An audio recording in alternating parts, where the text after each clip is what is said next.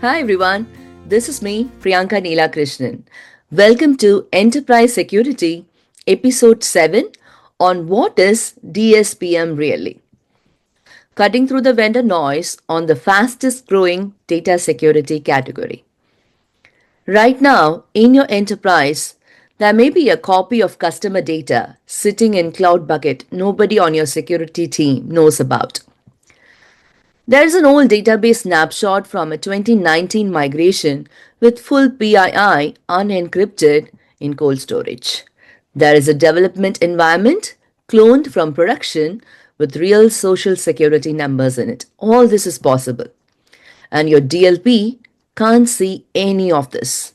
Your CSPM can't classify it. Your IAM doesn't know who can reach it. This is the gap that DSPM exists to fill, and it's the fastest growing category in data security. I am Priyanka Neela Krishnan. I've spent over a decade building enterprise data security, identity security products at distinguished organizations around the world. In the next 12 to 15 minutes, I'm going to cut through the vendor noise on DSPM, what it actually is, what it actually does, what every vendor is overselling, and whether you should buy one. Let's get started. Quick disclaimer, everything I say in this video is my personal opinion. It does not represent the views of any current or past employer or anybody else. Definitions and quotes come from the public Gartner Market Guide for DSPM, and I have no financial relationship with any vendor if I mention any. Alright, now let's get into it. First, why is everyone suddenly talking about DSPM? Three quick numbers that tell the story. 1. Gartner coined the term DSPM in April 2022. That's how new this category is. Number 2. Gartner forecast that by 2026, more than 20% of organizations will deploy DSPM. That's up from almost nobody 3 years ago. The growth curve is steep. Number 3, and this is the problem. Every vendor in security now claims to be a DSPM or claims to have DSPM or claims their existing product does what DSPM does. The category got hot and the vendor noise is drowning out what DSPM actually is. So, let's start with what Gartner, the people who actually invented this category, say it is. Here's the official definition. Quote, DSPM provides visibility as to where sensitive data is, who has access to that data, how it has been used, and what the security posture of the data store or application is. End quote. Strip away the analyst language and DSPM is doing four things. It's answering four specific questions about your data. Where it lives, what kind it is, who can reach it, and what's wrong with the way it's currently configured. That's the whole category in one sentence. But the four questions are worth unpacking because each one is something your existing security stack probably can't answer. All right. Question number 1. Where is my sensitive data? Discovery across cloud providers, on-prem data centers, SaaS platforms, file shares, including the shadow data nobody knew existed. For most enterprises, the answer to this question today is we don't know. That's the gap. Question number 2. What kind of data it is? It's classification. PII, PHI, payment card data, source code, intellectual property, across both structured tables and unstructured files. Your old DLP did this for email and endpoints. DSPM does it everywhere your data actually lives. And question number 3, who can access it? Effective permissions across roles, groups, OAuth tokens, service accounts. The important word there is effective. Not who has the role on paper, but who can actually reach this data when you trace every permission inheritance. Most enterprises have never been able to answer that question cleanly. And question number 4, what's the exposure risk? Misconfigurations, public buckets, overprivileged identities, regulatory drift, ranked by severity. Not just here is a list of issues, but here are the 3 things in your environment that most urgently need your attention. Those are the 4 questions. Now, let's talk about why this matters as a separate category. Because the most common confusion is people lumping DSPM in with things it isn't. It happens a lot of time. All right, 3 categories that vendors blur on purpose. Let me untangle them. CSPM, Cloud Security Posture Management, looks at infrastructure, misconfigured S3 buckets, open security groups, weak IAM policies. CSPM is data agnostic. It tells you the bucket is public. It doesn't tell you whether the bucket has customer credit card numbers in it. Then DLP, Data Loss Prevention, looks at movement. It tries to stop sensitive data from leaving via email, endpoint, network, or upload. DLP is reactive. It's the police at the exit, checking what people are trying to take out. The security checks. And DSPM is in the middle. It looks at the data layer, where the data lives, what kind it is, who can reach it, what's exposed about it. If you have CSPM, you know your infrastructure is hardened. But you might still have a perfectly hardened bucket with 20 terabytes of customer PII in it that nobody knows about. If you have DLP, you have police at the exits, but you don't have a map of what's inside the building. DSPM is the map. So, why is the map suddenly so important? The shadow data problem. That is why most enterprises don't know where their sensitive data actually lives. Let me give you 4 examples that play out at every Fortune 500 company. Example number 1. A data scientist 3 years ago copied a customer table into a personal S3 bucket because the analytics environment was too slow. The data scientist left. The bucket is still there. Nobody knows. Example number 2. A SaaS app you onboarded 4 years ago and forgot about is still receiving daily exports of HR records. The contract auto-renewed. Nobody on security has visibility. Example number 3. A database snapshot from a 2019 migration sits in cold storage, unencrypted, full PII. The migration team is gone. The retention policy was never set. And example number 4. A development environment was cloned from production with full PII intact. Now, your dev team has it. None of it is masked. Your DLP doesn't cover dev environments. Your DLP can't protect what your team doesn't know exists.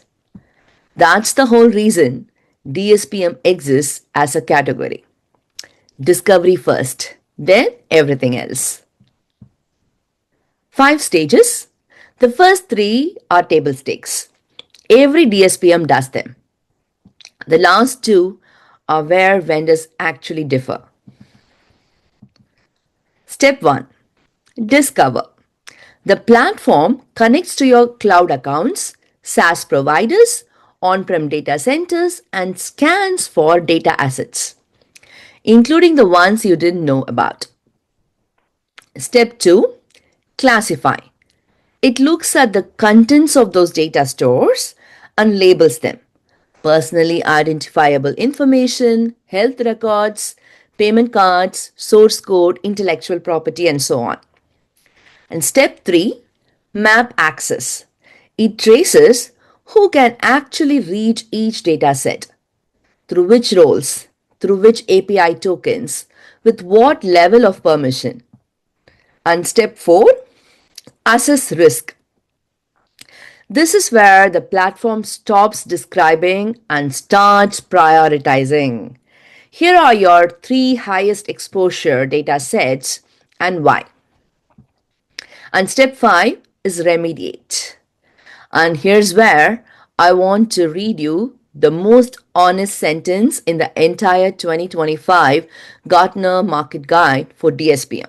Quote, most DSPM vendors frequently lack automated remediation for the data risks they identify. End quote. Read that again in your head. The category Gartner is recommending you adopt, the same Gartner that named the category, is openly saying that most vendors selling DSPM today don't actually fix the problems they find. They just describe them. And that's an important asterisk. So, who is actually selling DSPM? 3 categories of vendor. Type 1, DSPM native. Companies that built DSPM from the ground up.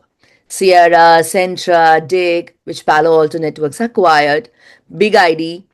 These tend to be strongest at the discovery and classification layers, often weaker on remediation. They hand off to your existing DLP and IAM for that. And type 2, platform players, Microsoft Purview, Palo Alto Networks Prisma, IBM Guardium.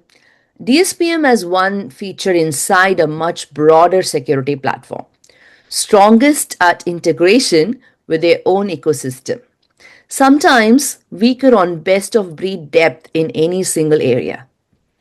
Type 3, adjacent expansion, existing DLP, CASB, and IAM vendors who recently added a DSPM module.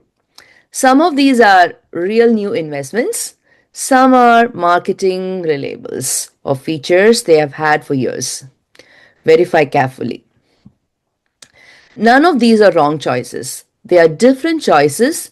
The right one depends on your stack and your priorities. 4 things every DSPM vendor will dance around in a sales call. Truth 1. DSPM doesn't replace DLP.